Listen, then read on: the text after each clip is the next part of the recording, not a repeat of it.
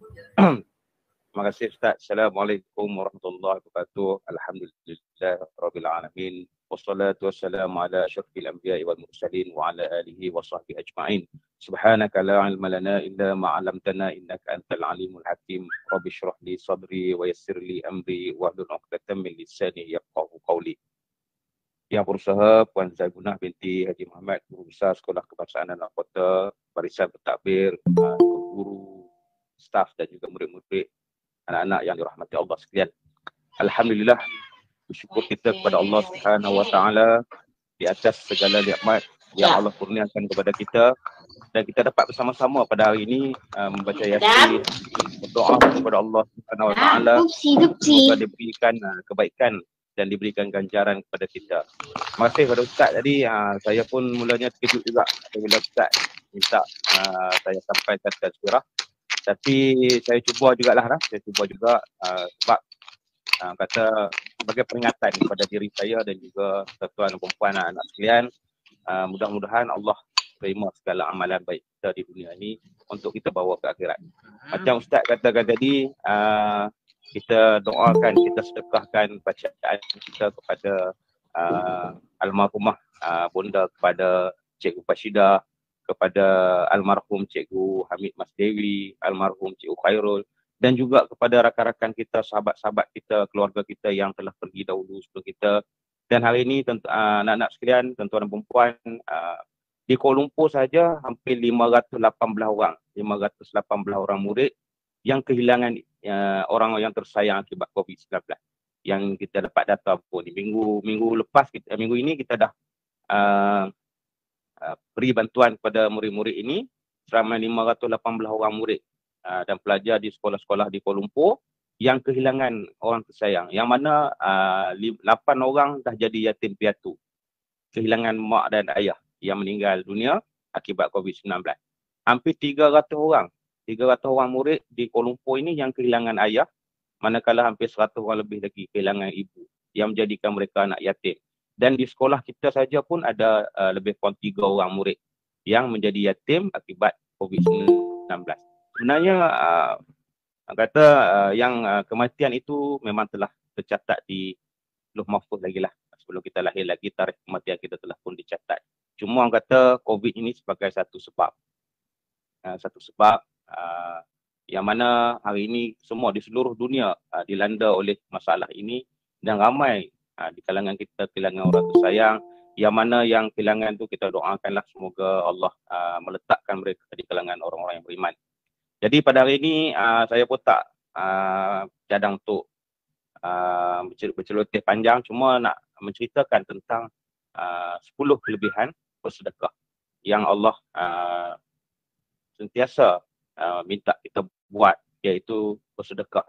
Jadi sebagaimana sabda Rasulullah SAW daripada Abu Hurairah, kata iza mata ibnu Adam an qata'u amaluhu illa min salat. Apabila mati anak Adam itu akan terputus semua amalan kecuali 3 perkara. Yang pertama apa dia? Sedekahun jariyatun, sedekah jariah kita.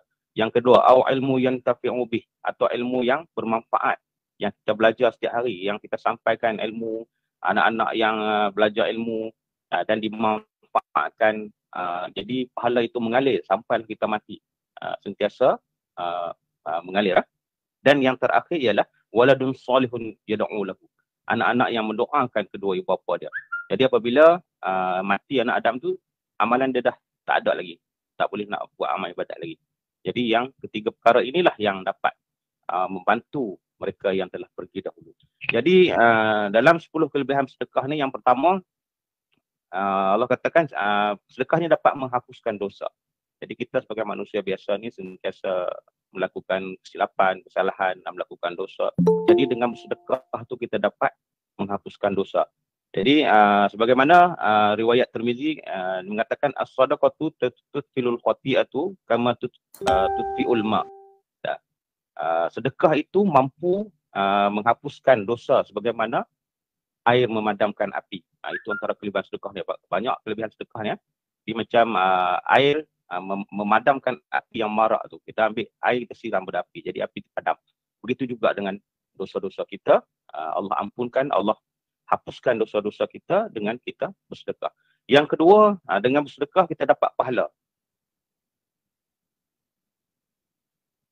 Yang inilah kita nak kita buat pahala ni bukan kita nak tunjuk ke orang, tapi kita nak membawa pahala ni ke akhirat nanti. Sebab semua yang menemui mati, tak kira lah kecil ke besar. Sekarang pun COVID pun ada juga kanak-kanak yang telah dijangkiti dan meninggal dunia, dan kita hidup untuk kita tambah pahala. Jadi salah satu cara dia adalah dengan bersedekah. Sedekah ni kita niat dengan sedekah dengan ikhlas, dengan kerana Allah Ta'ala. Bukan sedekah nak tunjuk orang, bukan sedekah nak menampakkan kita ni baik, tapi kita sedekah, kita berniat kerana Allah Subhanahu Wa Ta'ala. Yang ketiga, rezeki akan bertambah. Kalau kita sedekah, rezeki kita akan bertambah. Jangan takut harta kita berkurang, jangan takut duit kita habis. Sebab Allah dah kata, Allah dah janji lah, rezeki akan ditambah. Sebagaimana firman Allah Subhanahu Wa Ta'ala, masalul ladzina yunfiquna fi amwalikum fi sabilillah kamathali habbatin ambatat subulaha sanabila fi kulli sumbulatin mi'ati habbah. Kata kalau orang yang bersedekah ni umpama sebatang pohon pokok ni. Pokok ni dia ada 7 tangkai. Dan setiap tangkai tu ada 100 biji. Kita tanam pokok ada 7 tangkai. Dan setiap tangkai tu ada 100 biji. Itulah kata bandingan orang yang bersedekah pada jalan Allah. Jadi kalau 100 darab dengan 7 dah 700 kali ganda pahala orang yang bersedekah pada jalan Allah. Jadi jangan takut, Allah dah janji pada kita, rezeki kita akan bertambah. Tapi kita jangan risau, duit kita habis. Kita jangan risau harta kita tak cukup dan sebagainya. Kerana Allah akan ganti dengan rezeki-rezeki yang lain. Kata, wallahu yudafi'u liman yasha' wallahu wasi'un alim. Allah akan lipat gandakan pahala bagi siapa yang dikehendaki. Itu adalah kelebihan sedekah. Allah akan tambah rezeki kita, Allah akan bagi kebaikan kepada kita. Yang keempat ialah mendekatkan diri kepada Allah. Sedekah dapat mendekatkan diri kepada Allah Subhanahu Wa Taala. Jadi sebagaimana yang kita maklum, kita ni nak cari redha Allah Subhanahu Wa Taala. Hidup kita nak mencari keredaan Allah. Jadi kita dengan bersedekah dapat mendekatkan diri kita kepada Allah. Yang kelima, sedekah dapat memadam kepanasan alam kubur. Orang-orang yang meninggal, orang yang mati itu setiap hari dia meminta kepada Allah untuk bangun, untuk kembali ke dunia, untuk bersedekah, untuk beramal. Dia minta doa setiap hari supaya dia dibangunkan kembali. Dia minta, ya Allah, aku nak bangun semula ke dunia ni, aku nak buat baik. Aku dah menyesal, aku dah mati hari ni, aku nak buat kebaikan. Tapi pada waktu itu, semua dah tak boleh nak diputar kembali. Mati itu tak dapat nak bangun semula. Jadi yang seterusnya ialah mendapat naungan Allah di hari akhirat. Antara kelebihan sedekah ni, salah satu ialah Allah bagi naungan pada hari akhirat bersama dengan 7 golongan. Ada 7 golongan yang mendapat naungan Allah di akhirat nanti, iaitu yang pertama pemimpin yang adil, ada orang lelaki yang hatinya terpaut pada masjid, ada orang yang bersahabat atau berkasih sayang kerana Allah, dan di antaranya ialah orang yang bersedekah. Allah akan bagi naungan pada hari akhirat nanti. Yang seterusnya, sedekah dapat memanjangkan umur. Ini antara yang antara kelebihan sedekah ni. Pada zaman Nabi Allah Ibrahim dulu ada seorang pemuda. Dia datang menjumpa Nabi Allah Ibrahim untuk bagi tahulah, kata dia nak berkahwin, besok dia nak kahwin. Jadi dia bagi tahu pada Nabi Allah Ibrahim. Dan bila dia balik, datanglah malaikat maut jumpa Nabi Allah Ibrahim. Malaikat maut tanya Nabi Allah Ibrahim, siapa tu? Nabi Allah Ibrahim kata, ni adalah anak murid dia, sahabat dia yang akan melangsungkan perkahwinan esok. Kemudian malaikat maut kata, tak sempat dah. Malam ni Allah dah arahkan aku untuk cabut nyawa dia. Jadi dia tak sempat nak kahwin. Kemudian bila dia hari demi hari, Nabi Allah Ibrahim tengok pemuda ni masih hidup. Walaupun malaikat maut kata malam ni nak cabut nyawa dia. Allah arahkan untuk cabut nyawa dia. Tapi dia masih hidup sampailah 70 tahun dia hidup. Kemudian datang malaikat maut kembali kepada Nabi Allah Ibrahim, tanya, hari tu kata malam ni pemuda ni akan mati. Kenapa sampai 70 tahun dia masih hidup? Jadi malaikat maut pun bagi tahu Nabi Allah Ibrahim, Allah tangguhkan kematian dia kerana pada malam tu dia sedekahkan separuh daripada harta dia kepada jalan Allah SWT. Jadi itulah antara kelebihan dia. Kita bersedekah ni, Allah akan tangguhkan nyawa dia, dipanjangkan umur dia. Itu atas kerana Allah jugalah. Ada yang Allah bagi kelebihan-kelebihan tertentu, Allah bagi dipanjangkan umur, dimurahkan rezeki dan sebagainya. Yang seterusnya, yang ke-8, dijauhkan daripada sifat kedekut. Orang yang bersedekah ni akan terhindar daripada sifat bakhil, sifat kedekut. Sebagaimana sabda Nabi SAW dan riwayat Muslim katakan, tidak akan berkurang harta dengan sedekah. Orang yang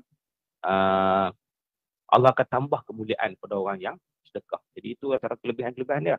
Kita tak usah bimbang, tak usah risau, takut dengan untuk memberi ini.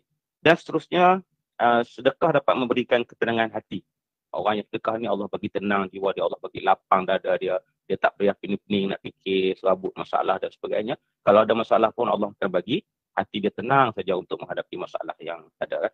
Dan yang terakhir, sedekah dapat melindungi dari bahaya. Jadi setengah-setengah orang ni kadang dia, orang yang rajin sedekah ni Allah sentiasa lindungkan dia diri dari bahaya. Termasuklah bahaya pandemik COVID-19 ni, bahaya kemalangan dan sebagainya. Ada orang yang tiba-tiba kemalangan teruk, kereta dia remuk macam 2-3 hari lepas. Dilanggar lori sampai kereta dia jadi macam orang kata apa?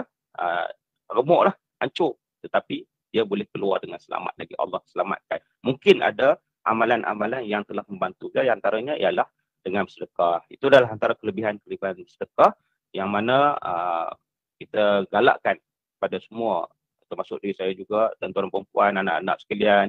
Kalau kita tengok sahabat-sahabat kita, rakan-rakan kita, adik-beradik kita yang memerlukan bantuan, kita bantu.